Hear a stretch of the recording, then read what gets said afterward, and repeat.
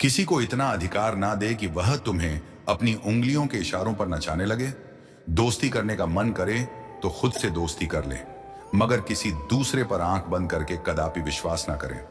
गलतियां करना इंसान का प्राकृतिक स्वभाव है।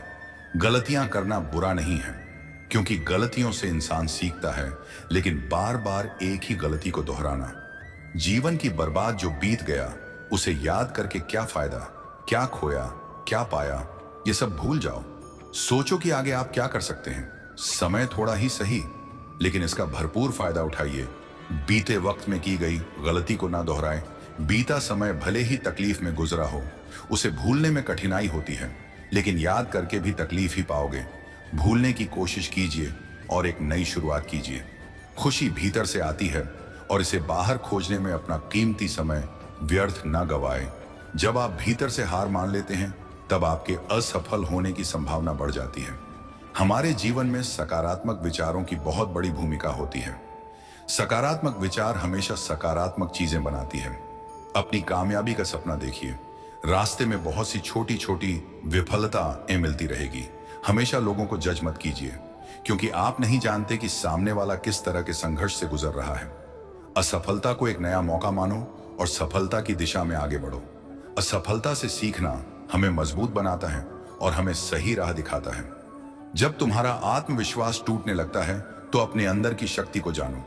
यदि तुम्हारे भीतर आत्मविश्वास है, तो तुम कितनी भी कठिनाइयों का सामना कर सकते। जीवन में कई बार हार का सामना करना पड़ता है, लेकिन हार मानने से नहीं, उससे सीखकर आगे बढ़ने से होता है। अगर तुम अपने लक्ष्य की ओर दृढ़ता से बढ़ते रहोगे, तो तुम्हारी मेहनत जरूर फल देगी। केवल यह सोचकर हम दोबारा कोशिश करना छोड़ देते हैं, क्योंकि पहले एक बार हम उस काम में हार चुके होते हैं। जीवन में कभी हार नहीं माननी चाहिए, क्योंकि हार के बाद की गई नई कोशिश में हमें नए दृष्टिकोण और सीखने के अवसर देती है। आप जैसे हैं बेहतर हैं। किसी के कहने पर, किसी को दिखाने के लिए खुद को बदलने की कोशिश नहीं कीजिए। हमारा मन बहुत ही चंचल है। अभी यहां तो कुछ पल बाद कहां होगा कहना मुश्किल है।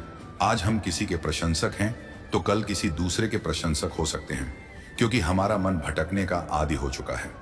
आज कोई आपकी तारीफ में कुछ शब्द कह दे तो तुम खुश होते हो, और यदि कोई तुम्हारी बुराई कर दे तो तुम उदास हो जाते हो, तकलीफ महसूस करने लगते हो।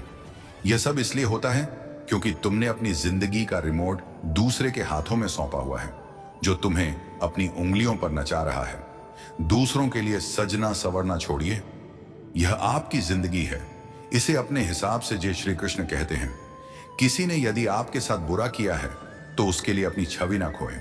अक्सर इंसान दूसरों को देखकर अपने जीवन में बदलाव करने की कोशिश करता है।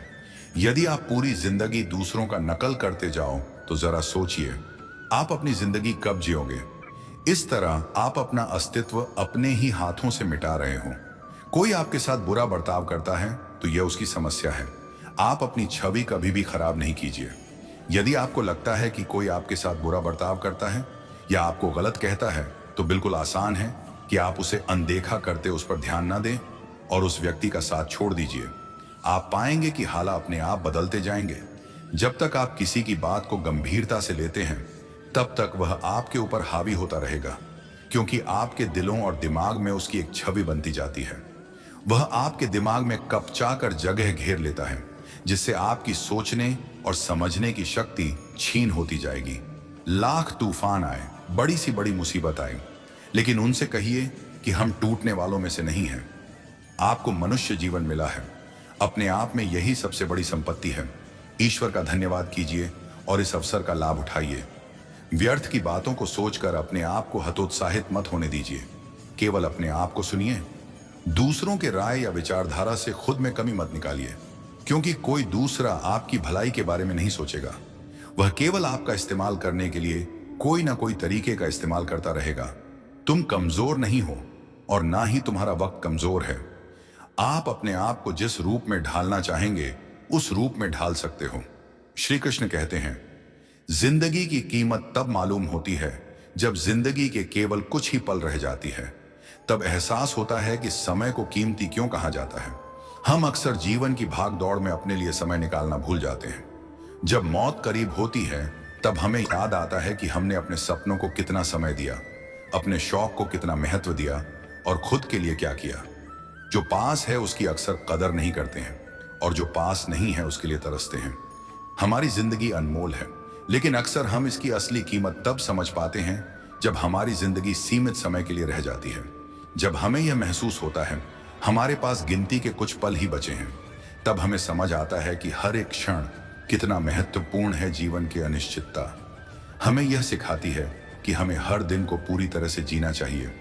हम अक्सर भविष्य की चिंताओं में उलझ कर और वर्तमान को नजरअंदाज कर देते हैं, लेकिन जब हमें यह एहसास होता है कि हमारे पास सीमित समय है तो हमें वर्तमान का महत्व समझ आता है। जीवन के आखिरी पलों में हमारी आंखों में दुख के नहीं बल्कि खुशी के आंसू छलकने चाहिए।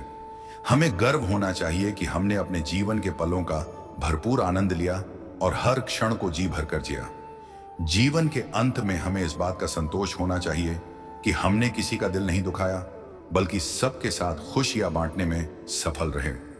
हमारे जीवन की सच्ची सफलता यही है कि हम दूसरों के जीवन में खुशी और सकारात्मकता ला सके।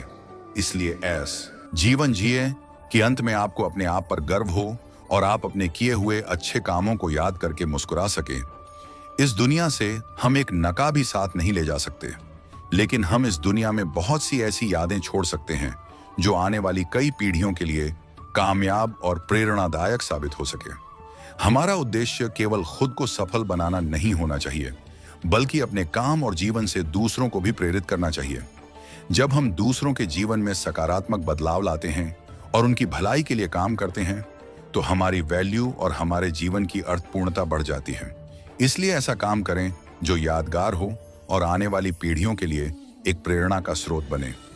एक समय की बात है, गुरुकुल में पढ़ने वाला एक शिष्य जिसका अंतिम दिन था। गुरुकुल में जब वह अपने गुरु को अंतिम प्रणाम करके पहुंचा तो गुरुजी ने उसको बदले एक भेंट दी और कहा कि यह एक ऐसा शीशा है जो सामने वाले के मन में क्या चल रहा है सब बता देता। शिष्य यह देखकर बड़ा प्रसन्न हुआ।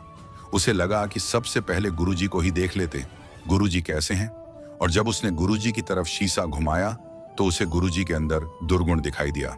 उनमें क्रोध, द्वेष, अहंकार भरा हुआ है। और गुरुजी थे तो कुछ बोला नहीं और प्रणाम कर भेंट लेकर चला गया।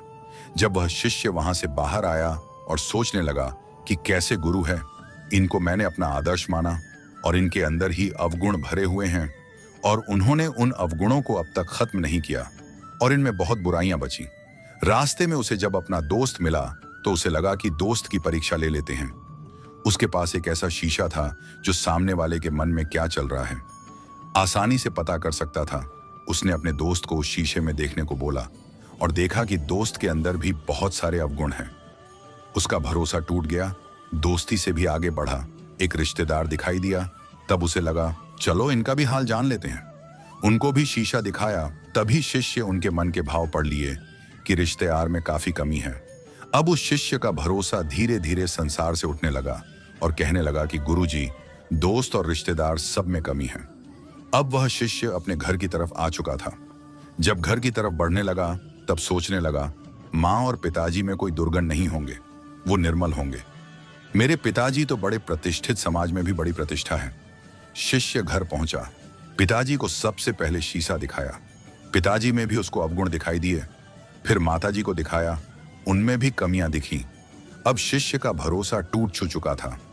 उसे लगा कि वापस गुरुकुल चलते हैं और जल्दी से ये शीशा गुरुजी को वापस सौंप देते हैं। गुरुकुल में जाने के बाद गुरुजी से पूछा कि ये शीशा आपने क्यों दिया? इसमें सबके भाव पता चल रहे हैं, यहां तक कि आप में भी बुराई बची है और अभी तक आप निर्मल नहीं हुए। शिष्य की बात सुनकर गुरुजी जोर जोर से हंसने लगे और कहने लगे कि कुछ देर रुको।